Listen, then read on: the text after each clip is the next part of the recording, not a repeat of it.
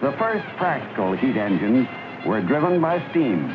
Fed on coal and water, they were the foundation of the new industrial age.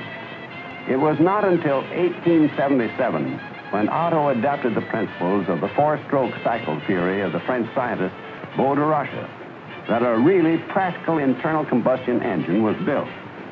With the discovery of petroleum, a new source of power was born, and the internal combustion engine developed rapidly. By the turn of the century, the diesel engine was in regular production. The first models built under license were large single-cylinder units with a maximum speed of less than 200 revolutions per minute.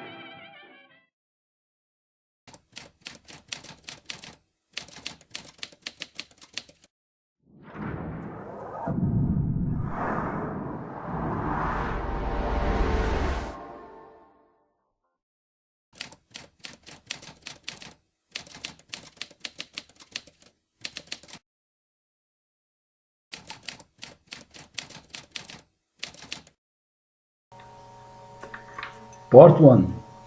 The crankshaft, the most important part of the engine motion. Part 2. The connecting rod, connecting piston to the crankshaft. Part 3. The piston. The piston moves due to the combustion of petrol. Part 4. Piston bend, connecting the piston to the connecting rod. Part 5. Cylinder. Part 6. Cylinder head.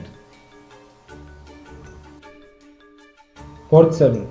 Valve, controls the intake of petrol and exhaust of fumes. Part 8.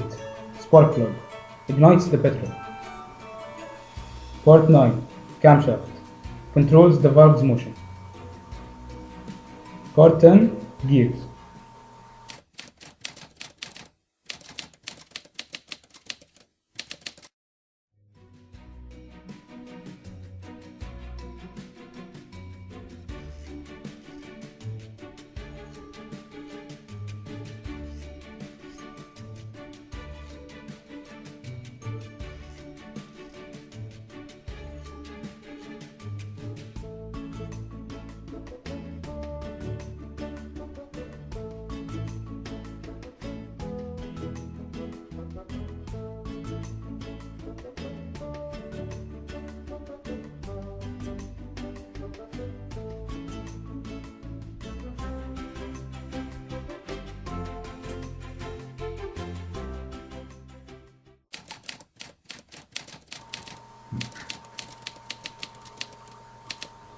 This is the motion of the crankshaft. This motion changes the transverse motion into rotational motion, which is then transferred to the gearbox to control the power of the motion. Here we can see the movement of the valves controlled by the camshaft. This is a four-stroke engine.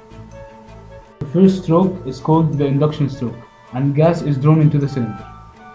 Second stroke, compression. Third stroke, power. The gas is ignited and expands. Fourth stroke, exhaust.